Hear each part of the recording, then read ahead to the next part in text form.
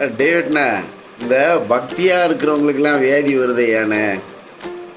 பக்தி வேற, சோம்பேறித்தனம் வேற, வியாதி வேற. வேதிக்கு அடிப்படை காரணம் என்னன்னா, வேதி வர்றது அந்தந்த காலகட்டத்துக்கு தக்கன வியாதிகள் வரும்.